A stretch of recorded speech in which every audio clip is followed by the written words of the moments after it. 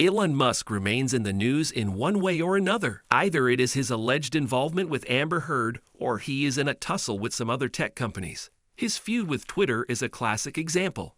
It is his attitude that has made him a modern-day pop figure and a name that is synonymous with innovation and a no-nonsense attitude. At times, his ideas sound ludicrous and almost impossible, which often attracts a lot of criticism towards him, and he has proved his critics wrong probably too many times till now. But despite all the criticism, Elon has made a name for himself with the success he has had with his companies. And if there is one thing we can say with certainty about Musk is that we can never write him off. It is precisely why whatever he says becomes news, and even his retweets make it to headlines.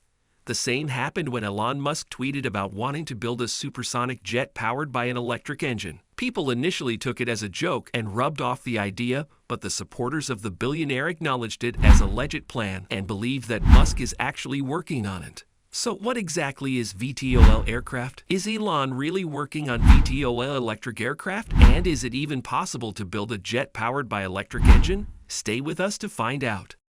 VTOL, or vertical takeoff and landing aircraft, is a type of plane that can hover, land, and take off vertically without requiring a runway. This classification of aircraft can include helicopters, thrust-vectoring fixed-wing aircraft, and hybrid aircraft that are powered by rotors.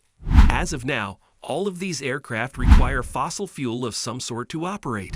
However, some believe that it is possible to power these planes with electric engines, and the idea received validation when Elon hinted at designing VTOL electric aircraft. A compelling aircraft, you only really need about 400 watt-hours per kilogram, provided the percentage of cell on the aircraft is high.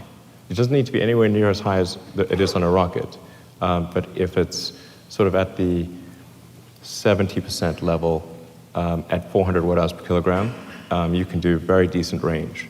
And if you sort of move it up to the sort of mid to high 70s, you can go transcontinental. Not intercontinental, but sort of west coast to east coast.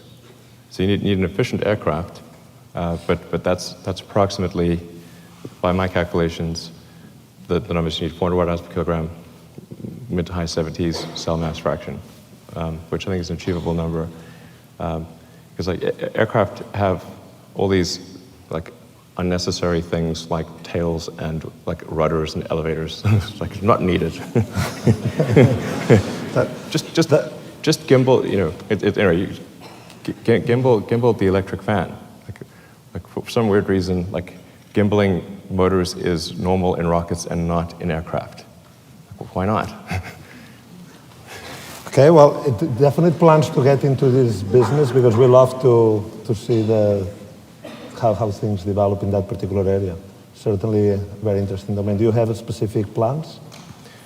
I've been sort of toying with the design for an electric supersonic vertical takeoff and landing electric aircraft for a while. I'd love to do it. Is TESLA really working on VTOL electric aircraft? To set the record straight, Elon never said that he is working on the idea. However, it does not mean that the idea is entirely out of the question. His latest comments are, "Enough already on my plate and Teslas. Maybe one day I will do a prototype. Those are relatively easy. Volume production with high reliability and low cost and passing regulation is 100 times harder." Adam Jonas is one of the most popular analysts who cover Tesla, and he believes Tesla is likely to get involved in eVTOL space. In a note to his clients, he said, "In our view, the chance that Tesla does not ultimately offer products and services to the eVTOL/UAM market is remote. The potential skills transferability and network adjacencies are too strong to ignore." By now, it is not clear whether Elon is low-key working on the VTOL project, but something is certainly brewing. It is quite possible that Elon might unveil a prototype out of nowhere and surprise us all. Right now, the important question is not whether Elon is working on the project or not, but rather if it is even possible with the technology that we have. How does the design of eVTOL look like? And is it even feasible? Elon has frequently talked about eVTOL and even explained the potential hurdles in the execution of the design. He has never discussed the details of design, but Tom Abbott-Davies, a UK-based industrial designer, has released a detailed design that was appreciated by Elon Musk. Musk wrote, "Looks pretty cool," under the tweet of Tom Abbott, who shared the concept of eVTOL. So, what are potential problems with supersonic electric VTOL aircrafts? While the shared design looks quite decent, we are not sure if it addresses all the problems that are involved in its execution. There are three main problems that are associated with eVTOL. Number 1. Creation of an electric propulsor that is capable of functioning at supersonic speeds.